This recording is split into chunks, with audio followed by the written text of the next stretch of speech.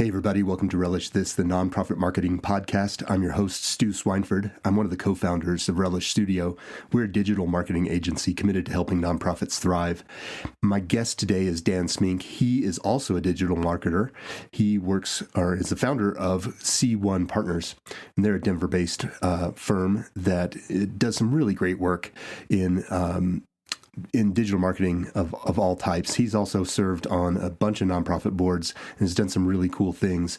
I think you're really going to enjoy the show. Some good tips on marketing in general, and particularly how nonprofits can kind of change their mindset to consider marketing an investment as opposed to a spend. And here we go. I hope you enjoy the show.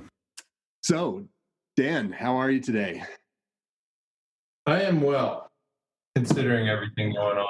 Yeah, thanks for being on the show. I'm really excited to hear what you guys are up to at C1. You're the founder of C1-Partners, and I know you guys do a lot of the same stuff that we do in terms of digital marketing and things like that. But you have a particular specialty that I was really interested in seeing if we could get your viewpoint toward the nonprofit space about. And that's, pay-per-click advertising and SEO and things of that nature, because I think that that's a big challenge for a lot of nonprofits. They just don't really know where to turn. And so, let's tee this up by, I'd love to hear your story, how you made it to be an entrepreneur and started C1 and all that stuff. And then we can, get into some specifics about things that would help nonprofits out. Yeah. So I started my career actually as a middle school teacher, which I consider often to be my first marketing degree, because middle school students will give you immediate feedback if they don't like what they're hearing. And so if your messaging is not on point, you get a very clear response. And I say that in all honesty, like I had to learn how to be succinct, and I had to learn how to make my messaging resonate with them. And I had to learn how to shift gears if it wasn't. And that is very applicable to what we do today, with our clients and what I've done in my career. After I did that, I went to graduate school for business and got out of business school and did strategy and marketing and product management for medical device companies here in Colorado for about 12 years. And in that role, my job was really to build a business within a business. So I would be the one in charge of, like 50% of the revenue for a certain suite of products.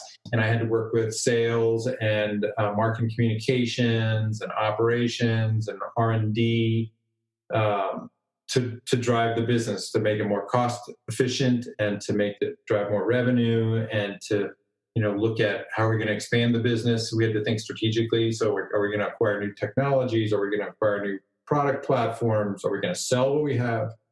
So, when I think of my life today as an entrepreneur, I was really learning how to do it when I started doing that, right, where I was running businesses within businesses. And I was thinking as if I was the business owner. I just, I wasn't going to I might lose my job, but I wouldn't lose my livelihood completely if something my baby that I had built, if something didn't go right. So there's a bit of a safety net. But then in addition to that, when I was in my early 30s, a mentor counseled me to look for opportunities to serve on boards of nonprofits as a way of growing my work experience. At the time I didn't have kids, and so there was some room in my life to do this sort of thing, and I also wanted to get engaged in my community. Denver was the first place that I really wanted to settle down, and I felt like I wanted to make an investment in the place that I lived. And through a contact that we had for a family in Wellington Webb's office, he nominated me to be on the board of a place called the Mental Health Centers of Denver. Okay. And I, over 8 years, eventually became the chairman of the board. So I did the finance committee. I was chairman of a subsidiary. It's not a small organization. At the time, it was about $25 million in revenue. Okay.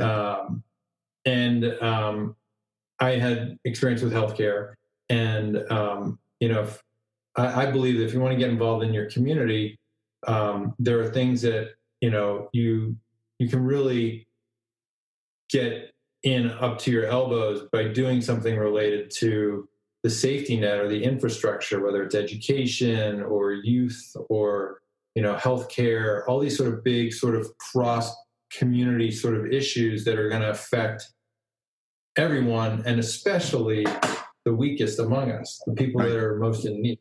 Right. So this was a really great opportunity to do that. And it was more than I even realized at the time.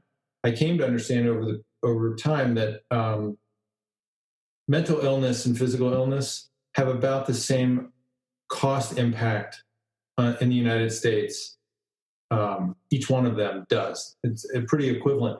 The only problem is we don't fund mental illness. Right. We fund physical illness through healthcare, health insurance, and Medicare, Medicaid. We don't do that, so we don't pay for it. And so we do still pay for it, but the way that we pay for it is through incarceration and policing and things like that. Right. Because 70% of the homeless population has a significant mental illness. 70% of the prison population has a significant mental illness. So we're treating mental illness. We're just treating it with a prison. Right. Or we're not treating it, and we are paying for it by cleaning up after homeless populations or funding soup kitchens. Right. That makes sense? So we do pay for it. We don't treat it humanely. Like put in the hospital at the bottom of the river analogy. When you have all these bodies floating down and you just stick the hospital at the bottom instead of going up and figuring out how to fix the problem. Mm-hmm. And the irritating part to me as a business person is the people that espouse fiscal conservatism, right? Mm-hmm. It's cheaper to take care of that by funding it upstream than it is to pay for it downstream. Right. Because when you pay for it downstream, then you got to pay for the victims of crime. You know, you're not only paying for the criminal, you're paying for their victims, right? Because you didn't take care of the person with the mental illness who then perpetrated a crime. As a very simplistic example. Yeah. Right. So it's actually much more cost effective to do what a lot of people view as fiscally liberal. It's actually fiscally conservative to fund upstream treatment of mental illness. Right. So anyway, so I did that, and it was another situation where the business was failing when I joined it. It was going to go out. It was cash flow negative at the time. The operations were not cash flow positive. Okay. And it was going to run out of cash in 18 months. And I stepped in as the finance chair, and I put them on an austerity program. Okay. I was the role that I had in the businesses that I worked at. If I didn't hit my number, I was out of a job. Right. So I put them, I became very strict about performing to budget, and we restricted their budget significantly such that they were going to be, they were at least going to break even, and we weren't going to die. Right. Good. And we turned them around, and then we created increasing budgets so that they were producing a 1% net income, then a 2% net income, then a 3% net income. Okay. And got them back on track. At the time, we were actually selling buildings. By the time I left, we were buying buildings. Oh, wow. But so it was about 25 million and declining. When I left 8 years later, it was at 55 million and growing. I turned it into a innovation organization. Wow, that's we actually great. became a consulting firm. We developed, in addition to we coordinated the funding and provided the services for the poor and the poor and the indigent, the city and county of Denver, for mental illness. So the worst of the worst. Yeah, that's great. Kinds of cases. Right. Schizophrenia, bipolar, not your everyday sort of bluesy, melancholy, but significant mental illness that really disrupts family. So, but then in addition to that, I totally turned over the board. I brought in former CEO of Janus Capital. I brought in some heavy hitters from the Hickenlooper when he was the mayor, from his administration. Mm-hmm. Brought in some big consultants, some business people that owned, that had not small businesses, medium-sized businesses. 50 to 100 million in revenue. Right. People that knew how to run a business, because the people that were on there were very well intentioned before that, but they were caregivers and parents, patients, not business people. Right. And so these people could really advise the CEO. We also hired a CEO and put a really great CEO in place. It's now over 100 million in revenue. Oh, that's great. So what are the mechanisms by which you flip that switch in terms of going from this negative decline? Obviously you cut some costs, which right. certainly is an immediate turn the faucet off first, right? But then you flip that. Were you looking for, was this all government funded? Was it donations? What was the mechanism? So the interesting issue is tied to Colorado politics and Tabor. Mm-hmm. They were 99% dependent on Medicaid as a funding source. And so if something happened in the economy and the funding went down, Tabor ratchets it down, and it can't come back, even though the demand is there, right? So your funding has to go down because Tabor takes it down. Okay. Does that make sense? Yes, for sure. Get rid of Tabor. Like if we take anything out of this conversation, get rid of Tabor. Yeah, I'm with you on that. It is such a problem for the safety net, whether it's mental illness, healthcare, so many things suffer. The people, the weakest of our community suffer. Right. Anytime there's an economic downturn because of Tabor. So because we were completely dependent on Medicaid, in the 2002 economic downturn, and when the tech bubble burst in 2001, 2002, we had to cut 10% of the workforce. So we had a workforce reduction of 10%, and we had to cut loose, I think, 1,000 clients or some enormous number of clients. Oh, wow. And where did they go? On we already street, talked about right? Yeah. They went back under the bridges, and they went back into the prison system. Right. So we still paid for them, but they were now, they weren't getting cared for the right way. Right. So I said to the CEO, this is the biggest risk to the business, is the funding for Medicaid. So what we need to do is we need to figure out other funding sources besides Medicaid. So what we did was I had turned over the board at this time and brought in some of these really great people. And I will say, if there's one thing I'm really proud of, this has been 12, 15 years. The subsequent chairmen of the board have all been people that I brought on 15 years ago. There have been 3 chairmen of the board since I left. They're awesome. All my people I brought in. Yeah, I was really, that if there's one, because it goes to, when you're a leader, your first job really is HR. It's building the team. And you need to bring in really good people and people that hopefully have high ceilings. And so it's been really, to me, it's always really cool that these people are still the ones that I brought on 15 years ago. That's so great. Anyway, but what we did was we charged the management team and we said, we want 3 new business lines. And the restrictions are they can't be funded by Medicaid and they have to be cash flow positive within 12 months. We don't have the cash or the resources to get money where we can wait for them to be cash flow positive. Right. They're either going to be cash flow positive in the year or we're going to cut them. So figure it out and come to us with 3 ideas and we will pick which one as a board we're going to support. We did that 3 years in a row.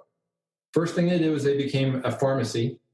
Okay. They became the source of pharmaceuticals. They became the source of pharmaceuticals for all mental health drugs in the city of Denver. Okay. They became a consulting firm. So the programs are great. The Mental Health Center of Denver is one of the most cutting edge community mental health programs in the country. Mm-hmm. And so they actually became a consultant to other community mental health programs around the country. And the last thing they did was they developed a for-profit service line that treated people with health insurance. Okay. So, United, Anthem, whatever it was, their mental health services, they went to MHCD's providers, which was a big deal because MHCD is if you're a psychiatrist in Colorado and you want to do training, you want to do it with the mental health centers of Denver because it's the worst of the worst. You see everything and you learn, you come out of that and you can handle almost anything. And so their clinicians are as good as they get. So we basically provided a Mercedes product. That's great. So these three things added together, became the way that the company grew. So the interesting thing was in the 2008, 2010 timeframe, where we again had the real estate bubble burst. Yeah. In that downturn, Tabor went down again. Right. The beautiful part of that moment for MHCD was they didn't have to cut any staff and they didn't have to cut loose any clients. They broke even. I mean, they were squeaking by the skin of their teeth. Right. But they survived and they didn't have to cut anybody. Nobody went back under the bridges. Nobody went back into the prisons and nobody lost their job. That's a fantastic story. That was success of, that proved the plan worked. So I did that. Then I was asked to come and be the head of what at the time was the youth soccer program for the city of, it was a combined youth soccer program for the Denver and Aurora. Okay. The Denver Soccer Club and the Aurora Soccer Club. And so I went and I was the chairman of the board of that, what was then called the Colorado Fusion. And we were one of the smaller clubs in the state. Mm-hmm. And I don't know what you know about youth sports or your listeners know about youth sports, but let's just say that youth sports are really screwed up, frankly. And it's because of the adults. It seems to be about the adults' egos and not about the kids having fun. Right. It's very interesting when you look at youth participation rates. They're much lower than they were a generation ago. Mm-hmm. And it's because of this emphasis on winning and getting a college scholarship, or I can brag to my friends about how wonderful my kid is, and I don't know. Anyway, but youth sports are screwed up, and it's the adults that are the problem. So we came into this, and I have two kids that were playing in the club, we set about changing that. And the goal was to be an example for how youth sports should be in America. Mm-hmm. And the metric I used was we want to aspire to be such an appeal that Michelle Obama would actually come out and and recognize us because she was doing this whole Be Active sort of campaign. I don't know if you remember that when they were in the office. And that was we never achieved it, but that was sort of our goal. We set this sort of goal of that would be a sign of success, right?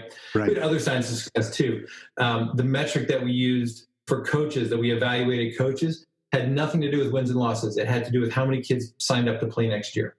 Okay. So it's retention. That's all based. that mattered to us, was participation. That's great. Right. So I came in, it was 800,000 roughly in revenue. They had no strategy. They had no budget cycle. They had nothing. They didn't know how to run a business. Came in, hired a new CEO, and set about straightening things out. I was there for 3 or 4 years. In that time frame, so there's the professional club called Colorado Rapids, right? Which I don't know if you're aware of. People may not be aware. But they had a youth program. Okay. And they were very good at training. And one of the issues that we had was that there was no consistency in the experience that the kid would have, mm-hmm. right? And it was very irritating to me as a business person, right? I believe in consistent high quality product. And if you could have 3 families, right? Mm-hmm. And there are 3 different coaches at a certain age level, and each kid has a different experience. One does drills every time, another kid runs around all the time, and the other one just plays games. There's nothing about development. There's nothing about consistency, so that the kid is getting what's appropriate for the age, mm-hmm. and appropriate for the level of skill set. And there's no consistency in the product. So the great thing about the Rapids was they had a curriculum that went from age 4 to age 18, actually beyond 18, 2022.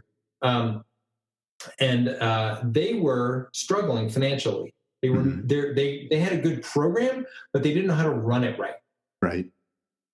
And so, long story short, we buddied up to them, and at a moment of weakness, we stepped in and said, "We'll take over your program, but we want the right to license your brand." Okay. So we absorbed their program.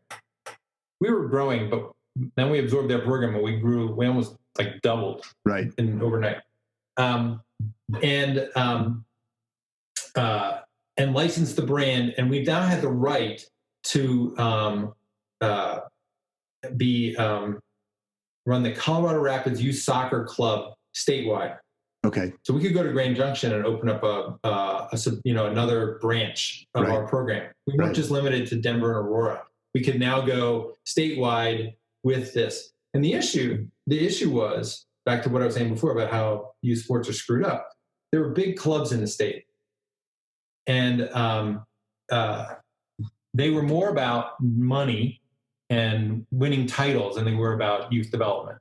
And as an example of what I mean, so soccer is played at, traditionally it's understood to be played as 11 versus 11. Yes. Okay. But the interesting thing is, when you're younger, the best, that field is too big for a child. Right. And two, it's not good for the development of the kid. The best opportunities for development of the child are when they're smaller sides. So it's like 4 against 4, 6 against 6, or 8 against 8, right? Right. The best nations in the world at 18 don't play 11 against 11. They play 9v9 in their national tournaments. At age 18 in high school, right? We're playing 11v11 at like age 6, right? And it's just a simple ratio. 1 ball, 22 kids, 40 minutes. How many? And there's how many touches in 40 minutes? You got to divide by 22. Right. Whereas if it's 1 ball, 8 kids, 40 minutes, you take how many of those touches and divide by 8. All those kids get to touch the ball that much more often. Yeah, absolutely. The other thing was, so those clubs would play a ton of games. They go to tournaments, right? It was really expensive, right? Mm-hmm. Because and they would travel, and the parents would get charged so that the coaches would get paid more, right? I knew of people who, when the kids were like 14, 13, years old, parents paying $5,000 to $10,000 a year to play in one of these clubs, right? Well, guess who doesn't get to play when that's the case? Yeah, the lower kids, income people. Yeah. Right? Yep. It's only the wealthy that get to play in that situation, which to me is just patently unfair. Okay? And so the Rapids had a rule that for every hour of playing time, you had to practice for 3 hours. Okay. Which, you get better in practice. You don't get better in games. Right. Plus, if you set that rule, guess what you don't do? You don't play as many games. You can't travel as much. The price goes down. Right. So the kids get better. The price goes down. Who suffers in the situation? It's the adults that suffer in this situation because the coaches they don't make more money, right? The administrators don't make more money. Like, I hate to break it to you, but it's not about you, adult. Right. It's about the child, right? So the kids are getting better, and more kids can do it, right? Well, in the same scenario as what I did with the other organization, I brought in really good business people onto the board, right? And I got rid of some dead weight. So people that I brought on, this one is not the case where they've been replaced by people that I had brought, other people, but they've had some really great business leaders running the club. We learned in the process, never let a soccer guy or woman run the club. I'm not kidding. We actually we hired nonprofit managers and school leaders, like former school directors. So superintendents, right? People who knew how to run schools, people who knew how to run nonprofits. The other clubs in the state would let soccer guys run them, and they didn't run them well. And what happened was about 6 years later, the biggest club in the state was in a deep financial holding, almost $1 million.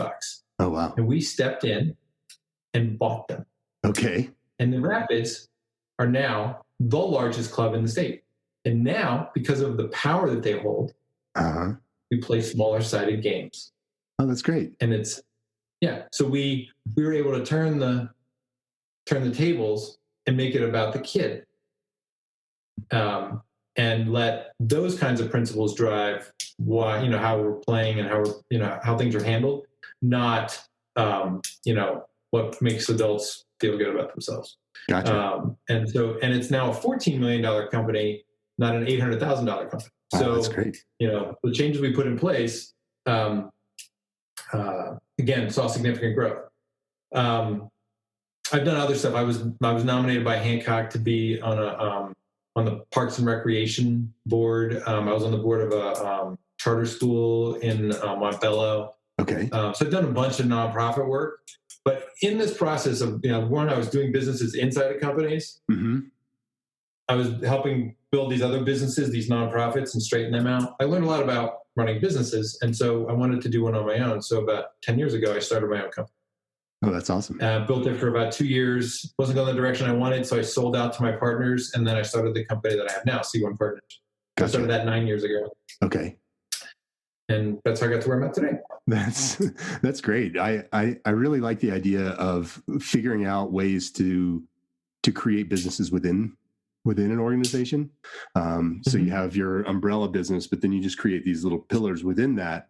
And I think that a lot of nonprofits tend to, they're so focused on the big thing that they do that they miss these opportunities. Mm-hmm. And I know there's a nonprofit in, they're kind of up by Longmont. And one of the things that they did, my wife used to be on their board and work with them. But one of the things that they did was they recognized an opportunity to kind of create a thrift store underneath, mm-hmm. Within this pillar. And so they would have people, they would have people donate. They were seeing people donating a lot of things that they couldn't use. And so they just started mm-hmm. selling those things. And then they had a retail space, and they were just driving, they were driving engagement and awareness as well as revenue just through this new. And suddenly they have more revenue that they can provide service with. I mean, so the interesting thing, the difference between so there's a whole philosophical thing about for-profit versus not-for-profit, right? Mm-hmm. And there's the for-profit company. Theoretically, its goal is to increase returns for its shareholders. There's a whole philosophical argument going on now about do you include stakeholders as well as shareholders? But the point is the goal is to maximize profit. Right. If you maximize profit in a nonprofit situation, right, you're not meeting your mission. Right. Or you are reducing your ability to meet your mission. Right. Whereas if you can reduce the profit, so let's say you're a nonprofit and you're delivering a service to your community, and you increase your net income from 3% to 10%, mm-hmm. right? So you've increased it, let's say it's $1 million organization, and you increase your net income to 10%. So you've gone from 30,000 to 100,000, mm-hmm. right? Well, there's $70,000 that you are now sitting in a bank that you mm-hmm. could have used to hire people to deliver more services that meet your mission. Right. Right. So I'm not saying you don't want to increase revenue, and I'm not saying you don't want to be more efficient. But what you do with that efficiency is a mission-driven question, and the benefit that is reaped by growing a nonprofit and making it more efficient is that you can deliver more on your mission than you could before. Right. So then the question becomes, what is the point of the net income? And it's very material from running the business standpoint. Right. And, the conclusion that we came to in these organizations that I worked in was that it was there to fund capital equipment replacements for the things that you need to do to run the business so that you can expand the mission. Mm-hmm. Right. Right. And if it's not doing that, then you can, it doesn't need to sit in a bank. It needs to go back into the mission. You need to go hire more people, develop more platforms to deliver more on the mission that you're trying to deliver on. It's not to raise salary. I mean, you want to pay market rates, right, for the people mm-hmm. that you employ, but then that's becoming, part of labor. It's not net income. Mm-hmm. But when you have that, just because you grow your net income doesn't mean you keep it there. You use it to deliver more services. Right. Yeah, I think that profit and even revenues become kind of this ugly word in the nonprofit space where it's like, well, we're a nonprofit, we're not supposed to be driving profits and revenues. And it's like, well, if this fuels, it's exactly what you said. If this fuels your mission and enables you to buy more equipment so that you can work more efficiently or do whatever, then it's not a dirty word. It's a part of that.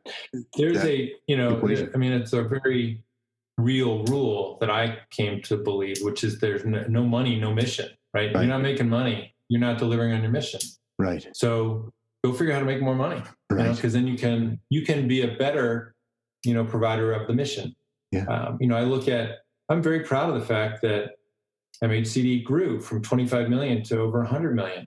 We have quadrupled the number of people we can take care of. Right. Exactly. And it is we all see the homeless when we drive around town, right? We're clearly not there yet. We've got a long way to go. Yeah. So for sure, it's something to be proud of, but we're not finished on that one. Right. We got more work to do. But we wouldn't be able to do that if we weren't growing the business. Right. Well, you can certainly serve a lot more people with that kind of budget than with a quarter of that budget. So that's great. So anyway, what was I gonna say? So I use those experiences to help me develop skill sets and experience and confidence to run my own business. And so now I'm building a business on my own for myself. Nice. So that's great. I love it. Yeah. So what are the things that you see nonprofits, in all of your experience, and then as well as just kind of seeing the space? I'm sure you're still, in touch with the space a bit. Do you see any commonalities in terms of missed opportunities or things that is pretty typical among nonprofits that they're missing? Yes. So I laugh because people that go into nonprofit are very driven by the mission, and they're not always grounded in the business fundamentals of what drives their business, and so they miss an opportunity. They miss a lot of opportunities, and we as a company. So I believe we're a professional services firm. We're a marketing company, and I believe that we have, as a profession, have a responsibility back to our community in the same way that a law firm does, or an accounting firm does, healthcare providers do, in that they do a certain percentage of their work is thought it should be pro bono, right? And so we do pro bono work. I brought that ethic to our company, and we will work with nonprofits on a pro bono basis, and basically set up their digital marketing for them. They have to apply to us. We have to approve it. And we've done like a cancer camp. We've done it was like a community center. I've done some consulting for like some youth education programs, variety of different situations. And the interesting thing that we've learned, so we're very data driven, and we analyze what it costs to get a customer, and then how many customers can you get in a month, and how much do you need to spend, what's that mean for marketing programs for a client. And so for-profit companies, you have a customer that comes to you and spends a certain amount of money and buys your product, buys your service. Right. Nonprofits, that's not what they want usually. They want volunteers, and they want donors. Yes. So they're not buying a product, they're donating their money. Right. And so what we figured out was that with most nonprofits, you can trace what's in the same way that you have a buying journey with a for-profit company, you have a buying journey as a donor. Right. So what is that journey, and what are the levers in there that are going to drive people to want to donate? Usually it comes from volunteers, right? So you might need 100 volunteers, and 20% of them are going to turn into donors. And of those donors, 1 in 5% of them might be, might get their company to donate, right? Which is the big donor. That's the one you really want. Right. So how do you make it happen so then you realize that it's not about getting donors, it's about getting volunteers. Right. And then doing continued marketing to get those volunteers to donate, and then get those ones that donate to get their company to donate. Right. And it's similar. So it's basically, lead generation that you would do for a for-profit company to make them want to buy. And then once you get into the company and you've got a client, then it's account-based marketing. Right. It's the same principles, it's the same methods, but instead of driving, increased conversion rates and dollars per sale, you're driving you're generating volunteers and driving conversions from volunteers into donors, and then donors into corporate donors. Yeah. In the for-profit space, we talk a lot about value ladders and bringing someone in and creating an exchange.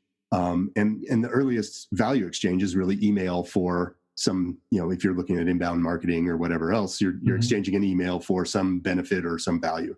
And then you hooch them up that ladder through, here's a $7 ebook, or and then you go to a $50, webinar, and then you go to, something bigger, and you're basically just kind of ooching people up. And I love the idea of bringing back and really looking at those key metrics that drive this final thing. And saying, if 1 in 100 are going to become corporate donors, then, so we need 100 donors. And if 1,000, if it takes 1,000 volunteers to get 100 donors, then let's go get 1,000 volunteers. And you just, and then you figure that cycle out and you repeat it. I think that's just really valuable to take that perspective and twist it to that nonprofit space. I think that's really, really great. Yeah. And so the great part about it is you don't have to reinvent the wheel. You just apply what you already do. You're just looking for the measure of success or the goal completion that you might be looking for, that we talk about in digital marketing, like online. It's not measured in a purchase. It's measured in a sign up for volunteering. Right. Exactly. That's great. I love that. Are there any other pieces of things that you guys do? So I know you guys do a lot more SEO work and pay-per-click work, and I know that there's some things like Google grants and things like that nonprofits can take advantage of. Yes. What's your take on that, or recommendations for nonprofits who are seeking to kind of dip into that? I guess it's not necessarily money per se, but it's opportunity. It's real money. Yeah. They there's a certain amount of money that they'll allow. Now, the cost per click can't be above like $2 or something like that. I forget what it is, but they so that you can't be doing nonprofits and getting like $100 a click for free. Sure. But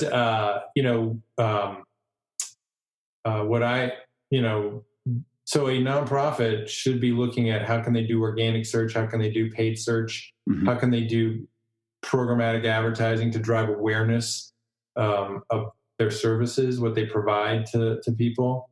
So the things that we do, right? We drive lead generation for our clients through inbound marketing, so paid search and organic search. We drive brand awareness and preference through programmatic advertising. We'll drive thought leadership, through content marketing. We drive conversion rate optimization through a variety of different tools, but things like email, lead nurturing, and stuff like that. Right. And so when you look at the solutions that a company is looking for in terms of driving awareness, driving preference, driving selection, driving loyalty, right, and same sort of marketing stuff, there's tools in the digital realm of options that would apply for all of those. And nonprofits should be applying them in the same way that for-profit companies are. They just need to think about them a little bit differently. Right. What I tell people, and this is hard it's hard for nonprofits to get their heads around, or sorry, for for-profit companies to get their heads around. Right. It's really hard for nonprofits to get their heads around. And that is, what percentage of revenue should they spend on this? Right. On these efforts, right? Conservatively, I would say 3%. Okay. Right. So for $1 million in revenue, you should spend $30,000. For $2 million, you should be spending 60. That's conservative. Right. Right. Aggressive consumer products companies will spend 15 to 20%. Right. Okay.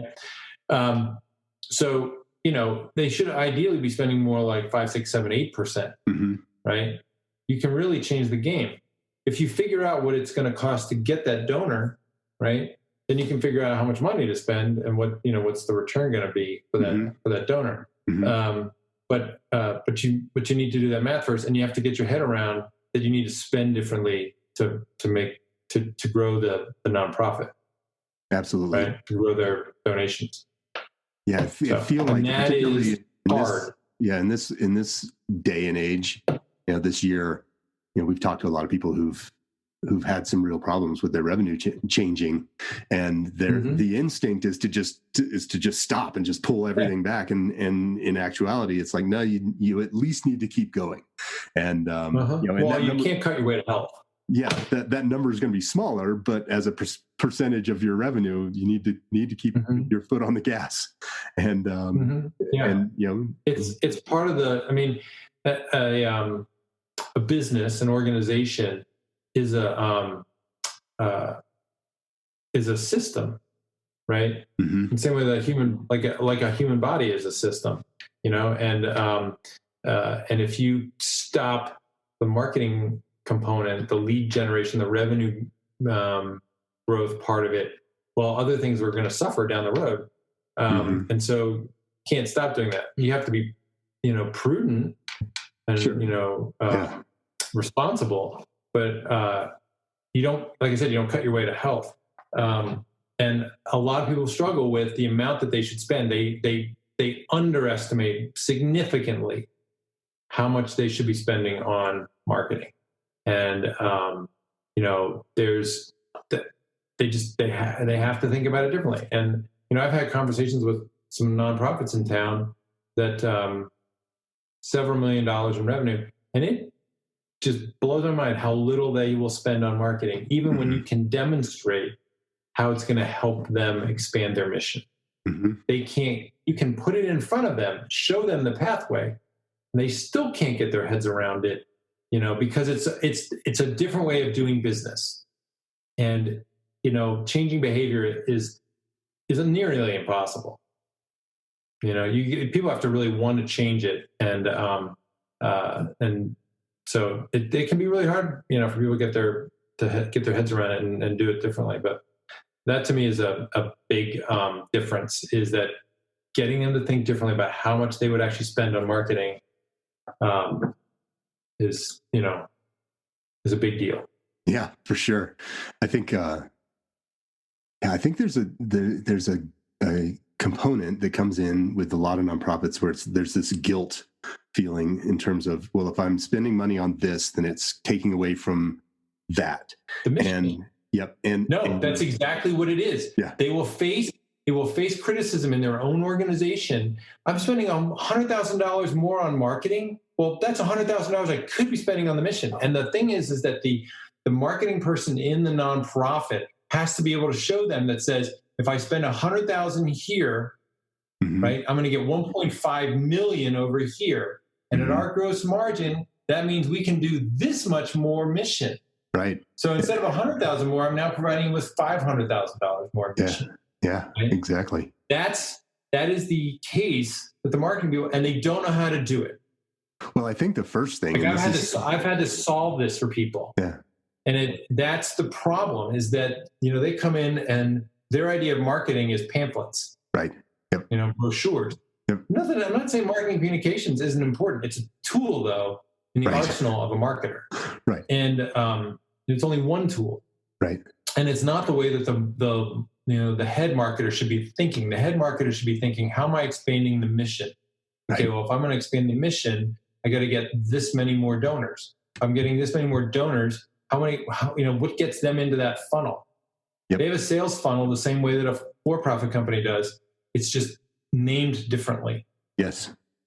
Well, it's funny, language, that's a great segue to what I was going to say just a second ago, is that there's a lot of language that comes into play here. And one of the things that we've been trying to do is stop talking about spends and start talking about investments. And essentially, you're investing $100,000 in your marketing. And so it just automatically flips a switch up there that it's like, well, okay, an investment I can handle because I'm expecting this to create something. Right. And to your point, right, it's not profit, it's mission expansion. Yes, exactly. Yep. Right. Mission expansion, that sounds much more palatable. Yeah. We're going to invest in mission expansion. Somebody than profit. Yes. Right. Yeah, absolutely. So that being said, I will also say that, MHCD, and the same with Rapids, when one of the things I learned in this was your leadership. If you want really good leadership, you have to pay above market rates. Mm-hmm. You don't get great leaders on the cheap. Right. But if you pay above market rates, your return on investment on a person who is worth this being paid in the 75th percentile for what they do is 2 to 1. The return on investment for somebody from the 50th percentile is 1 to 1. And the return on investment for somebody in the 25th percentile is like 1 to 2. You're losing money on that person. So you don't go get your CEO and pay them at the 25th percentile. You get the one that you can get at the 75th percentile because they're going to return a huge amount for you. You're going to pay them more. You're going to bonus them. You're going to incent them more. Right. But you know what they're going to do? They're going to expand your business. Right. And I have proven that over and over again in the organizations that I've been with. The CEOs and the executive directors of the places that I've been have been very well compensated. Right. Well, it comes back down to that. It comes back down to that language too, and it's that's another investment. It's not an expense. Well, they're also, frankly, held accountable to performance. Right. They are held accountable to performance from a strategic plan perspective. They have to achieve the goals of the strategic plan. They also have to achieve the goals for revenue and net income. Right. And if they don't get a bonus, and they also lose their job. Right. Eventually. Right. And so, it's one thing to pay somebody, it's another thing to hold them accountable. Right. Yes. And if they're being, it's not like banks, right, where they threw the economy in 2008, under the bus, their companies lost and they got big bonuses. Mm-hmm. It's not like that. It's making it so you can expand your mission many times over and you get bonused. Right. You deserve it. You did a great job. Yeah. So love it. So anyway. That's fantastic. Any other things that you see from that perspective that nonprofits should be, are there any be comfortable with? Any wins? Well, either get comfort with or just things that you just see consistently they're just not doing, and it's like, just do this thing and that'll help expand that mission. Those are my learnings, Yeah. I didn't know this going in. I learned these things over time. But I do think that in general, nonprofits can perform a lot better than they already are.